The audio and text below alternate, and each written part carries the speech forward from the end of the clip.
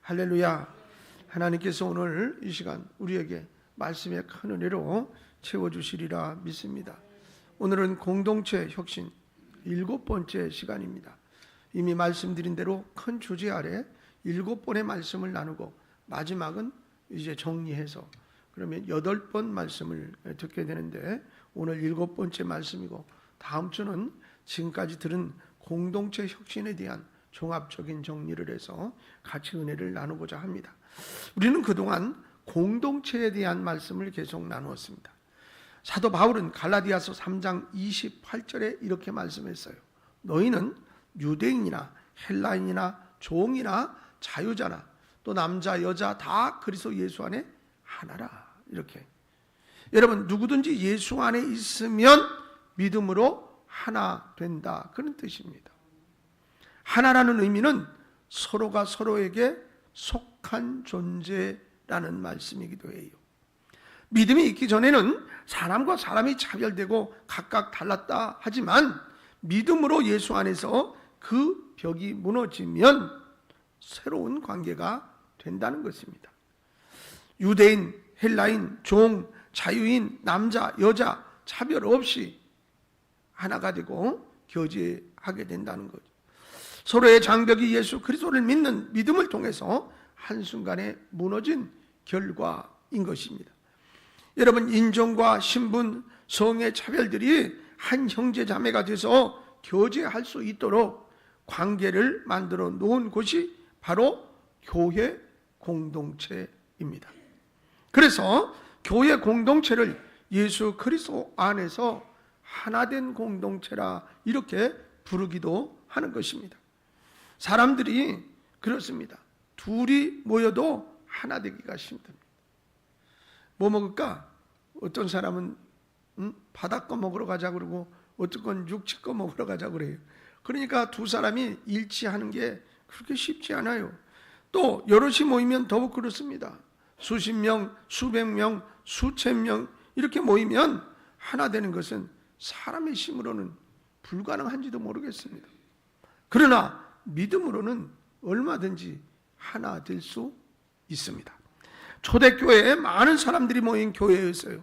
그런데 그들은 모두가 하나 되었던 것을 볼 수가 있습니다. 한번 성경을 볼까요? 사도행전 4장 32절 말씀을 같이 한번 읽도록 하겠습니다. 믿는 무리가 한 마음과 한 뜻이 되어 모든 물건을 서로 통용하고 자기 재물을 조금이라도 자기 것이라 하는 이가 하나도 없더라. 할렐루야. 초대교회 공동체가 서로 한 마음과 한 뜻이 된 것은 믿음의 고백이 같았기 때문이라. 믿음의 고백. 우리는 서로가 서로에게 속한 존재라는 것이 사람의 노력으로 되는 것이 아니라 믿음으로 되는 것이구나 라는 사실을 알아야 합니다.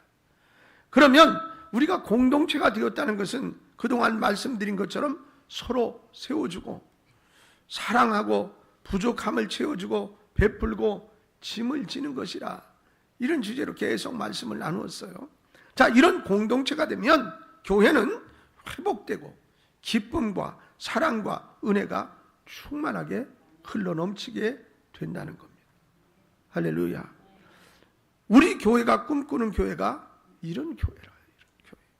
여러분 메마르고 삭막하고 싸늘하고 교회가 그런 교회가 되지 않기 위해서 우리는 믿음의 언어와 감동의 행동으로 축복을 나누는 그런 교회가 되어야 합니다. 그리고 가장 성숙한 교회 공동체가 되려면 고난까지도 함께 할 수 있는 적극적인 사랑을 표현하는 공동체가 되어야 합니다. 그래서 오늘 말씀의 주제이고 공동체 혁신의 메시지도 고난을 함께하는 아름다움입니다. 여러분 사람은 좋은 일을 함께하려고 하지요. 힘든 일을 함께하려는 것은 어려워해요. 여러분 특히 고난을 함께하는 것은 보기 드문 일이에요.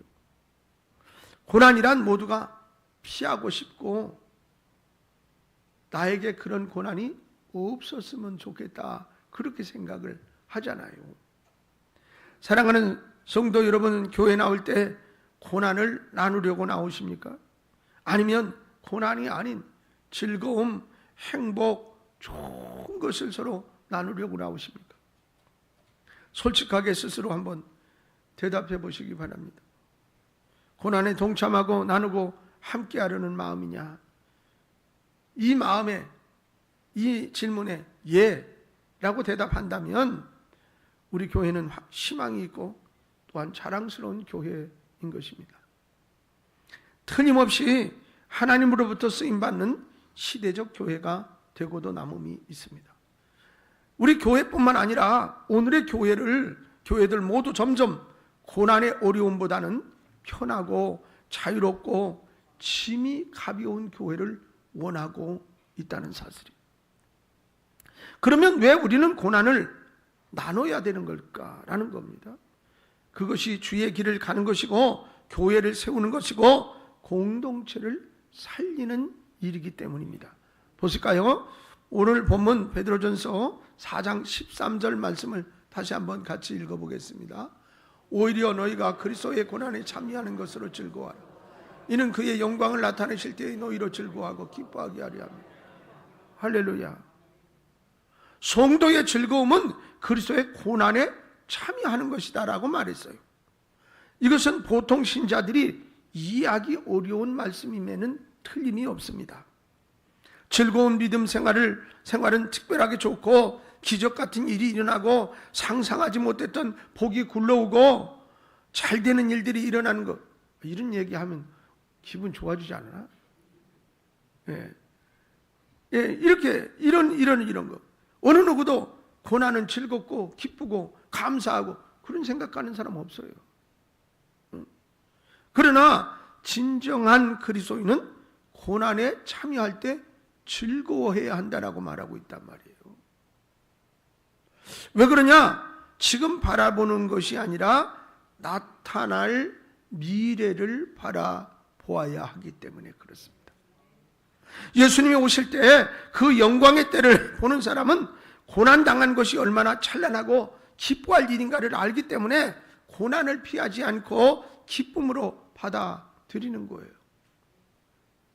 가끔은 선교사님들의 삶을 이렇게 가서 간접적으로 만나볼 때 왜 그러냐? 간접적이라고 말할 수밖에 없는 건 내가 그 현장에서 계속 살지 않기 때문에. 그런데 그들은 정말 힘들고 어려운 일을 감당하면서 막 기뻐하고 즐거워하고 감사하고 그래. 그러면서 뭐냐면 최대의 축복은 이 자리에서 순교하는 거라는 거예요. 우리는 잘 이해가 안 되잖아요. 좀 더 편안하고 즐겁고 감사하고 기쁘고 막 이런 일이 더 좋지. 그렇게 힘들고 어려운 일을 누가 좋아하는 사람이 있어. 그런데 이 말씀을 깊이 이해하는 사람들인 거죠. 이 은혜를 아는 사람들인 거예요. 여러분, 예수님이 오실 때의 영광을 보는 사람은 고난이 얼마나 기쁘고 찬란하고 그래서 그 기쁨이 일인가를 알기 때문에 고난에 도망가지 않고 그것을 감사함으로 기쁨으로 참여하게 된다는 거예요.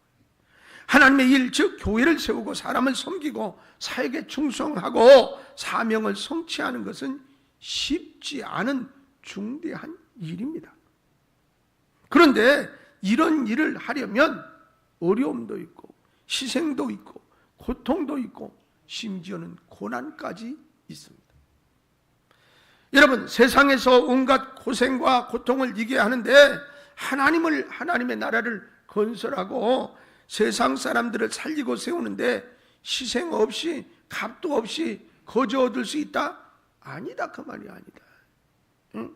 사랑하는 여러분, 주의 길을 가는 것은 가벼이 여기지 말아야 할 일입니다. 주의 길을 가는 것이 유럽 여행을 떠나거나 달나라를 가는 흥분되는 길이 아닙니다. 그 길은 고난의 길입니다. 그래서 사도 베드로는 교회를 섬기며 흩어진 그리스도인들 디아스포라에게 편지를 쓰면서 했던 말도 시험이나 시련의 고난을 끝까지 견뎌야 됩니다 라고 부탁을 했던 거예요. 자, 보실까요? 베드로전서 1장 6절 7절 말씀을 같이 한번 읽어보겠습니다. 그러므로 너희가 이제 여러 가지 시험으로 말미암아 잠깐 근심하게 되지 않을 수 없으나 오히려 크게 기뻐하는도다. 너희 믿음의 확실함은 불로 연단하여도 없어질 금보다도 귀하여 예수 그리스도께서 나타나실 때의 칭찬과 영광과 존귀를 얻게 할 것이다. 아멘. 자, 초대교회의 시대인 2000년 전이나 현 시대의 교회를 세우는 것이나 그리스도인으로서 신앙은 고난을 이겨야 한다는 점에서는 똑같아요. 특히 교회를 부흥하게 하고 사람을 섬기는 것은 더욱 힘이 드는 일이에요. 혼자서 교회만 와서 예배를 드리고 가는 정도면 고난이나 힘들게 교회 생활을 할 필요가 없을는지도 모르겠어요.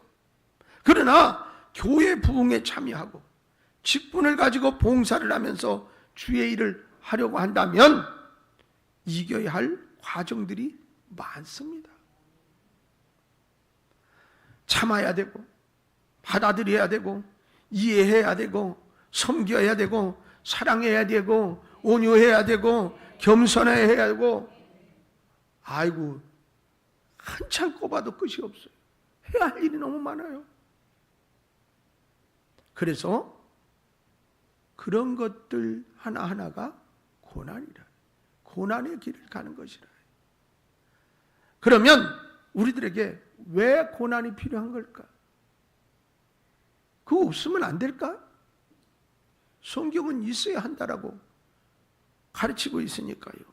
첫째는 하나님께 영광을 돌리기 때문입니다. 아멘.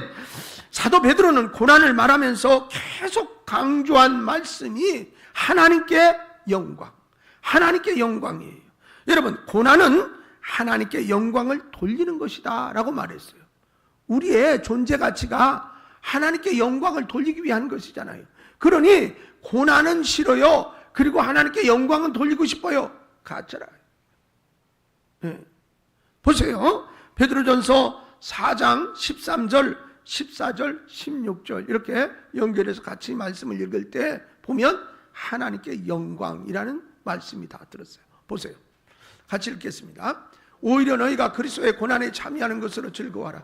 이는 그의 영광을 나타내실 때에 너희로 즐거워하고 기뻐하게 하려 함이라. 14절. 너희가 그리스도의 이름으로 지옥을 당하면 복 있는 자로다. 영광의 영 곧 하나님의 영이 너희 위에 계심이라. 16절. 만일 그리스도인으로 고난을 받으면 부끄러워하지 말고 도리어 그 이름으로 하나님께 영광을 돌리라. 아멘. 제 말이 아니에요. 성경에 있는 하나님의 말씀이래요. 예? 그리스도인의 고난에 참여하고 그리스도의 이름으로 지옥을 당하고 그리스도의 이름으로 고난을 받는 것은 하나님께 영광을 돌리는 것입니다 라고 말했어요. 이것은 교회의 일을 앞장서서 하는 분들에게는 큰 은혜의 약속이기도 해요. 왜? 어차피 해야 할 일을 하다 보면 아까 말씀드린 대로 참아야 되고 섬겨야 되고 뭐 해야 되고, 우리 식으로 그냥 한마디로 딱 표현하면 치사고 아니고 그래도 해야 한다. 그러는데 그것으로 끝나면 그렇잖아요. 그런데 뭐예요? 그 일이 하나님께 영광을 돌리는 일이잖아요. 여러분, 예수님이 사셨던 삶의 목적이 언제나 하나님께 영광을 돌리는 것이에요. 그래서 예수님은 십자가의 고난을 순종했던 거죠. 사도 바울은 말했습니다. 로마서 8장 17절 말씀 한번 같이 읽어요. 자녀이면 또한 상속자 곧 하나님의 상속자요 그리스도와 함께한 상속자니 우리가 그와 함께 영광을 받기 위하여 고난도 함께 받아야 할지니라. 고난 니콜 영광이에요. 고난 없이 영광은 없다 이 말이에요. 그러니까 여러분, 사실 교회에서 고난을 받으라고 말하는 것은 영광을 받으라는 말과도 같아요. 그런데 고난은 싫고 영광은 좋다? 없다니까요. 여러분, 부모의 어떤 희생과 그 대가가 있어서 훌륭한 자녀들이 만들어지는 거지, 그냥 내 팽개치고 내 멋대로 산다고 자녀가 알아서 성장하고 크는 거 아니잖아요. 그러니까 뭔가가 투자되고 뭔가가 희생이 담길 때 결과물이 달라지는 것이라. 하나님께 영광을 돌리는 길은 예수 그리스도의 고난을 부끄럽게 생각하지 않고 오히려 고난을 즐겁게 여기고 참여하는 것이라는 말이에요. 사람을 살리는 전도, 영혼을 구원하는 일이 왜 어렵다고 합니까? 고난이 있기 때문에. 여러분 전도하러 나가보세요. 아이고 왜 이제 왔어요? 빨리 오지. 진작에 올 것이지. 환영하는 사람 찾아봤어요? 어쩌다가 있을까 말까 모르겠어. 모두가 다 공격하려고 그래요. 열심히 하면 할수록 고난도 심해요. 그렇기 때문에 커다란 문은 드나들기 편하고 많은 사람들이 찾아 사람들 틈에 슬쩍 끼어서 튀지 않고 묻어갈 수 있기 때문에 사람들은 쉬운 길로 가려고 그런다니까요. 그래서 교회도 적당히, 그래도 한 1,000명 이렇게 넘는 교회 가서 그냥 앉아서 예배 드리면 누가 왔다 갔는지 말하는지 그냥 아무 신경도 안 쓰고 난 예배 드렸으니까 이런 마음으로 그렇게 차려. 적은 교회 가면 분담을 많이 짊어져야 할 것 같은 괜히 그런 어떤 부담감이 또 있고, 그리고 거기서는 뭐예요? 돈 딱 주고 전도하는 사람 또 사례비 주면서 그냥 전도만 하라고 시켜. 일일이 성도들이 다 나가서 전도하라고 그런 말도 잘 안 하고. 그러니까 거기 편한 것 같잖아요. 여러분 이것은 사실은 뭐다? 내 자신이 멸망으로 가는 길이에요. 고난이 있어도 생명의 길을 가야 합니다. 아멘. 고난을 통해 하나님께 영광을 돌리는 것이 교회와 성도들의 신앙과 삶의 목적입니다. 이 목적을 이루는 유일한 길은 어떤 거냐? 계속 말씀드린 대로 십자가를 짊어지고 자기심은 내가 지고, 다시 이렇게 표현을 하면 고난을 지고 가는 겁니다. 할렐루야. 두 번째로 복을 받기 때문입니다. 복 받는 거 좋지요? 안 좋아요? 복 받는 거 좋지요? 그리스도인들과 교회를 위해서 일하는 성도들에게 고난이 있는 이유는 복을 주시기 위해서입니다. 아멘. 자, 이 복은 세상에서 볼 수 없는 아주 특별한 복이라고 말씀을 하셨어요. 자, 베드로전서 4장 14절 말씀을 같이 한번 보실까요? 다 같이 읽겠습니다. 너희가 그리스도의 이름으로 치욕을 당하면 복 있는 자로다. 영광의 영 곧 하나님의 영이 너희 위에 계십니다. 할렐루야. 자, 예수 그리스도의 이름으로 당하는 치욕, 고난, 핍박을 받은 복이 있다는 거예요. 받으면. 그 복이 어떤 복입니까? 구체적으로 예수님이 산상수훈에서 가르쳐 주신 중요한 8복이 있어요. 그 마지막 복이 무엇이냐? 마태복음 5장 11절로 12절 말씀이에요. 거기에 같이 있어요. 같이 한번 읽어봅시다. 마태복음 5장 11절 12절 시작. 나로 말미암아 너희를 욕하고 박해하고 거짓으로 너희를 거슬러 모든 악한 말을 할 때에는 너희에게 복이 있나니 기뻐하고 즐거워하라. 하늘에서 너희의 상이 큼이라. 너희 전에 있던 신자들도 이와 같이 박해하였느니라. 자, 여기서 읽을 때 상이 큼이라 이렇게 읽어야 돼요. 네. 자, 예수 그리스도로 인해서 겪는 고난 중에 욕도 먹고 핍박도 당하고 악한 말을 듣고 이럴 때 복이 있다 그러면서 기뻐하고 즐거워해라. 하늘의 상이 크다. 그렇게 말씀을 하셨어요. 자, 여러분 이런 복을 아십니까? 하늘에서 받는 큰 상의 사이즈가 어느 정도 될 것 같습니까? 무슨 60척 판상, 12척 판상 그런 큰 상일 것 같습니까? 예수님의 말씀하시는 크다는 정도를 이해하시겠느냐 그 말이에요. 여러분 확실한 것은 정말 사람이 우리가 미처 생각하지 못했던 상상할 수 없을 정도의 큰 상일 것입니다. 아멘. 이런 복을 받을 수 있는 사람은 예수 그리스도를 위하여 고난을 받은 사람이라는 거예요. 그러니 고난은 싫고 상은 좋다? 아니라 이 말이에요. 고난이 오거들은 즐거워하라고 그랬어요. 왜? 그 상이 클 것이기 때문에 아하! 상 받을 자격이 주어지는구나. 그렇게 생각하라 이 말이에요. 우리 교회는 계속해서 생명구원, 전도한국, 교회 부흥을 이루기 위해서 매진하는 교회가 되어야 할 줄로 믿습니다. 우리 교회의 지체들 모두 동참하는 정도를 넘어 어쩌면 희생적이어야 합니다. 그럴 때 예수 그리스도의 이름 때문에 겪는 고난이 있을 수 있습니다. 예수 이름도 말하지 못하고 전도를 위해서 소리도 외치지 못하는 사람에게는 주의 이름 때문에 당하는 고난이 없어요. 그래서 그 사람은 하늘에서 받을 상도 없어요.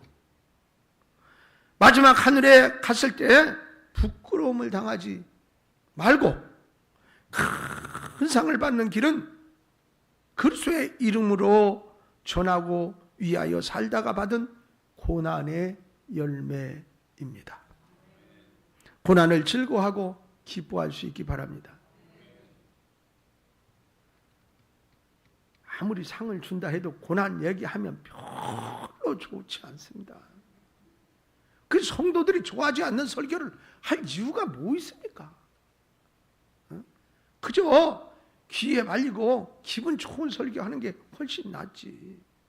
근데 이게 하나님의 말씀이라, 이게 복음이라, 이걸 바로 전하지 않으면 나도 화를 당할까 봐 이건 해야 하는 얘기예요. 그리고 사실 깊이 들어가 보면 교회 생활 조금 열심히 하려면 다 고난이 있어요. 어떤 사람은 그냥 땀을 뻘뻘 흘리고 식당에 가서 보니까는 이런 지저분한 데서 성도들을 밥을 해먹이니 이게 마음이 안 좋아서 열심히 혼자 닦고 씻고 뭐 해가지고 정리를 다 했는데 그 다음 주에 와서 누가 이렇게 해놨느냐고 또 그려. 있는 대로 그냥 놔두지.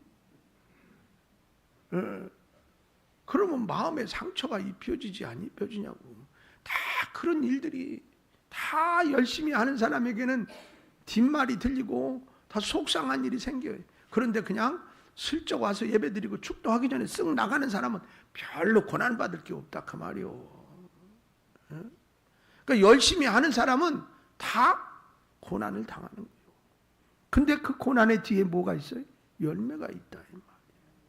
그러니 고난을 기뻐하시기 바랍니다.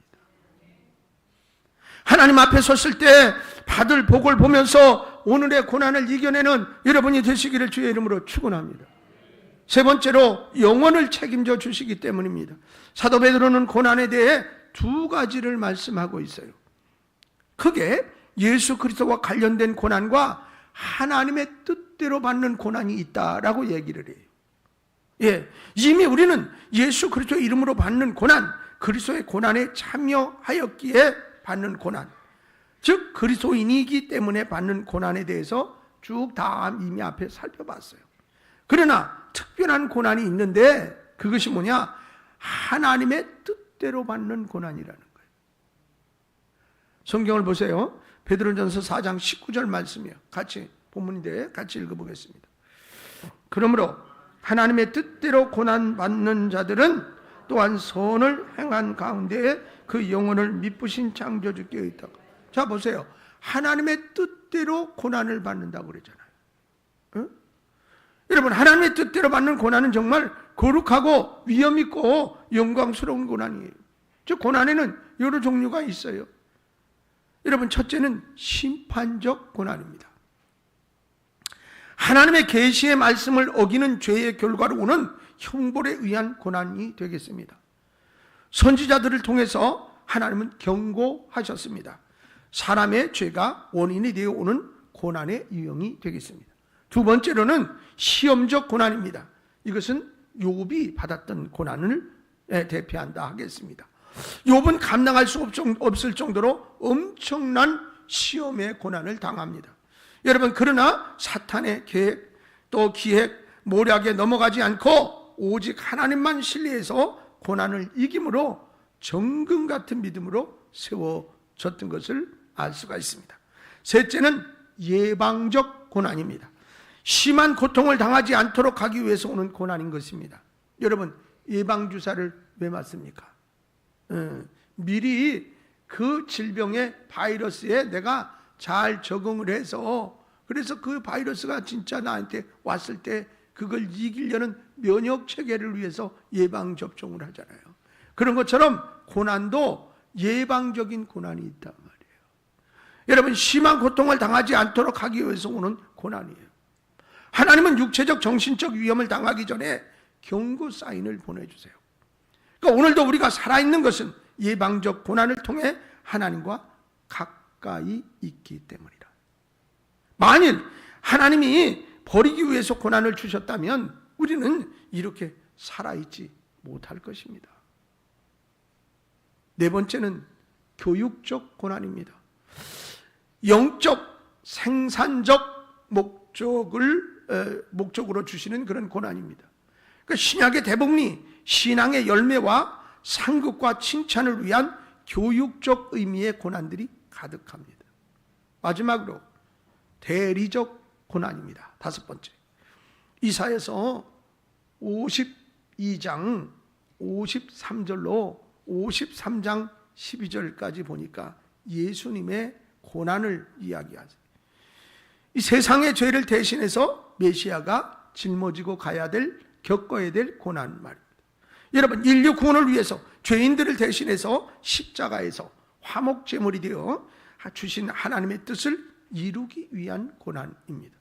사랑하는 여러분, 하나님의 뜻대로 받는 고난이란 하나님의 뜻을 이루기 위해서 겪어야 할 대리적 고난을 의미합니다. 자신을 위하여 당할 고난이 아닌 것이지요. 그러나 하나님의 뜻을 성취하기 위한 목적 때문에 당연히 짊어져야 할 고난입니다. 이것을 사도 베드로는 선을 행하는 고난이라 그렇게 얘기했고, 영혼을 창조주 하나님께 의탁하는 자들의 고난이라 이렇게 얘기했습니다. 예수님이 마지막 십자가상에서 하신 말씀이 있습니다. 누가복음 23장 46절 말씀입니다. 같이 한번 읽어볼까요? 예수께서 큰 소리로 불러 이르시되 아버지, 내 영혼을 아버지 손에 부탁하나이다 하고 이 말씀을 하신 후 숨지시니라. 예수님은 영혼을 하나님 아버지 손에 부탁하시고 운명하셨습니다. 하나님 아버지께 영혼을 맡긴 것입니다. 이것이 하나님의 뜻대로 고난받는 자의 모습입니다. 자신의 영혼에 두려움이 있고 하나님께 맡기지 못하는 사람은 하나님의 뜻대로 고난당하는 자리에 있지 못합니다. 과거 베드로, 그는 예수님이 십자가를 지시고 십자가에 달려 돌아가실 때 그곳에 있지 못했습니다. 살기 위해 도망을 갖고 목숨에 대한 두려움에 공포에 떨며 예수님을 모른다고 부인하며 저주했던 불쌍한 사람이었습니다. 그러나 이제는 다릅니다. 베드로후서 3장 8절로 13절 말씀을 같이 한번 읽겠습니다. 마지막으로 말씀을 읽겠습니다. 사랑하는 자들아, 주께는 하루가 천년 같고 천년이 하루 같다는 이 한 가지를 잊지 말라.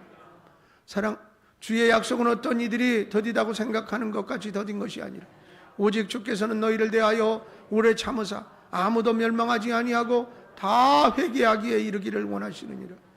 그러나 주의 날이 도적같이 오리니 그날에는 하늘이 큰 소리로 떠나가고 물질이 뜨거운 불에 풀어지고 땅과 그 중에 있는 모든 일이 드러나리로다. 이 모든 것이 이렇게 풀어지리니 너희가 어떠한 사람이 되어야 마땅하냐? 거룩한 행실과 경건함으로 하나님의 날이 임하기를 바라보고 간절히 사모하라. 그날에 하늘이 불에 타서 풀어지고 물질이 뜨거운 불에 녹아지려니와 우리는 그의 약속대로 의가 있는 곳인 새하늘과 새 땅을 바라보도다. 할렐루야. 자, 사도 베드로는 하나님의 날이 임하기를 간절하게 사모하며 사는 사람, 즉 약속대로 의가 있는 곳인 새하늘, 새 땅을 바라보며 사는 사람이 되었어요. 그는 더 이상 자신의 영혼을 위해서 비겁하고 어리석게 도망조로 사는 사람이 아니라 그 나라를 바라보고 하나님께 영혼을 의탁하며 예수 그리스도의 고난을 위해서 사는 자로 완전히 변화가 되었습니다. 그렇기 때문에 거꾸로 십자가를 지고 고난을 기쁨으로 여기고 마지막에 순교할 수 있었던 것입니다.